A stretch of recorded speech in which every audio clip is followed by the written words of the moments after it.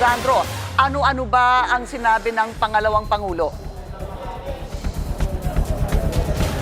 Pinky, kinikasyon pa rin ni VP Sara Duterte ang jurisdiksyon ng Kamara para himayin ang confidential funds ng OVP at DepEd sa ilalim ng kanyang pamumuno.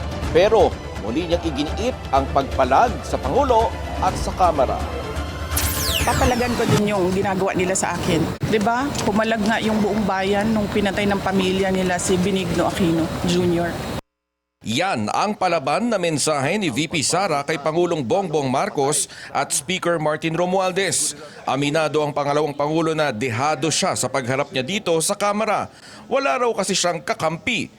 Kine-question din niya na tila hindi pantay ang pagtimbang ng National Security Council sa banta sa Pangulo at banta sa pangalawang Pangulo. Hindi ba kaparte ng gobyerno ang Vice President? Hindi ba ako binoto ng mga tao?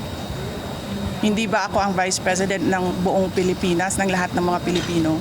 Tanggap na raw ng VP na hindi magiging patas ang gobyerno sa kanya at sa kanyang mga staff. Nanindigan din siya na may due process ng tanggalin sa DepEd si Yusek Gloria Mercado. Giit pa niya, hindi rin dapat maparusahan si OVP Chief of Staff Zuleika Lopez dahil ang appointing authority ang dapat umanong managot. Ang iginigit niyang appointing authority ay walang iba kundi si Pangulong Marcos. Malinaw rin niya na walang alam si Lopez sa usapin ng confidential funds. Penalize nila si Yusek Lopez for writing a letter to the Commission on Audit on the position of the Office of the Vice President regarding the release of documents regarding confidential funds. Bakit mo ipipinalize ang tao pumirma para sa isang opisina? Ikinuwento rin niya kung bakit napilitan siyang manumpa sa komite kahit may alinlangan siya. I'm continuing to question the constitutionality of their rules. Pero I cannot help the personnel of the Office of the Vice President if I have no personality to speak in that hearing. So I had to take that oath. We don't trust anyone anymore in this country. We don't expect justice anymore in this country. This is clear political harassment. This is clear political persecution. Pag-threat sa'yo, baliwala. Pag-threat sa kanila, national security. Saan ka? Handa rin daw silang harapin ang anumang kasong isasampa sa kanila kahit pa impeachment complaint ito. Pinky, sa dami naman na nangyari nitong weekend, humarap sa pangalawang pagkakataon si VP Sara sa House Committee on Good Government and Public Accountability. At sa unang pagkakataon, sumumpa siya para magsabi ng totoo. Nagdesisyon ng House Committee on Good Government and Public Accountability na pahabain pa sa 10 araw ang contempt order laban kay OVP Chief of Staff Attorney Zuleika Lopez. Ang hindi niya pagdalo ngayong araw at ang ginawa nilang eksena noong weekend ay sapat na raw para pahabain pa ang contempt order laban sa kanya. Ito ang sumalubong kay Duterte pagdating niya sa Kamara. Kasi hindi na siya makaka-attend ngayon, ano.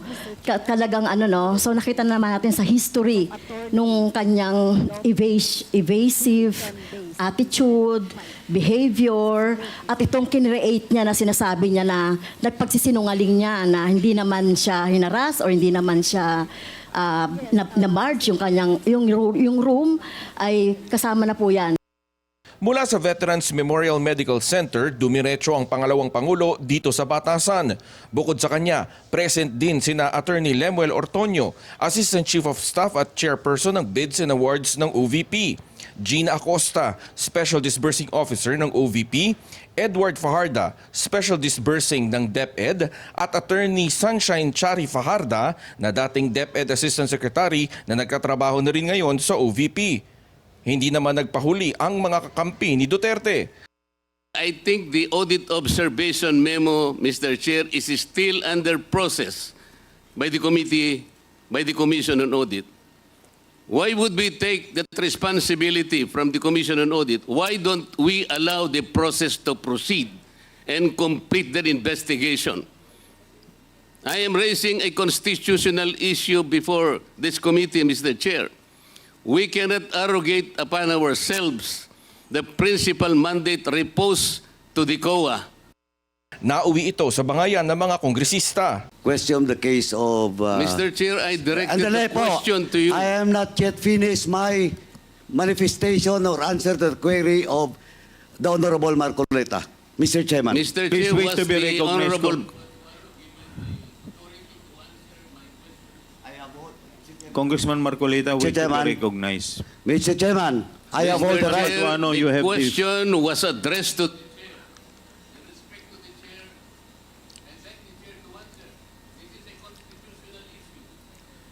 Congressman Marcoleta, let me first recognize Congressman Paduano. Before you answer, before you recognize him, Congressman Marcoleta, you are out of order. I deserve, Mr. Chair, an answer. Sa huli, napanumpa rin ang pangalawang pangulo. Wala na po Mr. tayong... Chair, respectfully, may I say something? Yes, Honorable. Mr. Chair, Yes. Honorable Vice Mr. Chair. President, before I recognize you, would you like to take your oath? yeah. I Mr. will only Chair. recognize you if you will take your oath. Okay. Okay. Let's do this. Please administer the oath of the Honorable Vice President. The truth, the whole truth, and nothing but the truth in this inquiry, so help you God. Yes. Pero hindi pa man tuluyang umuusad ang pagdinig, muli itong nasuspindi dahil sa issue ng resignation ng mga USEC at ASEC sa DepEd. Nakita kita, sumagot. Camera. Kita sumagot. Sinabi mo, Mr. Secretary, Chairman, motion to hindi suspend. ninyo alam lahat. 1 minute, ang President. nag-a-appoint ay 1 minute President. suspension is declared by the Chair.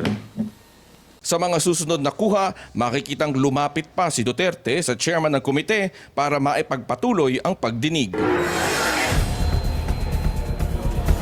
Pinky, sa mga oras na ito ay nagpapatuloy ang pagdinig pero nakita natin nakalalabas lang ni Vice President Sara Duterte. Hindi pa natin alam kung saan siya pupunta. Pero kani-kanina lamang bago tayo umere ay inilabas itong si Gina Acosta matapos nga niyang sabihin na siya ay nahihilo. Kaya nagdesisyon yung mga doktor na dali na muna siya sa Veterans Memorial Medical Okay, Center. Sandro, so Sandro. maya siguro ay makakuha tayo ng Alright. update tungkol dyan. Zandro, Yes, kasi Pinky. kausap natin na kanina lamang, NBI Director Santiago, at sinabi nga niya, on the way, o kung hindi, andyan na. Yung ilang miyembro ng NBI, headed by an attorney Lotto, kung di ako nagkakamali, no, to serve the subpoena kay Vice President Sara Duterte. So we'll let you go, Zandro. Tingnan natin kung ano pa mga huling kaganapan dyan. At babalikan ka namin mamaya. Zandro Ochona, maraming salamat sa iyo.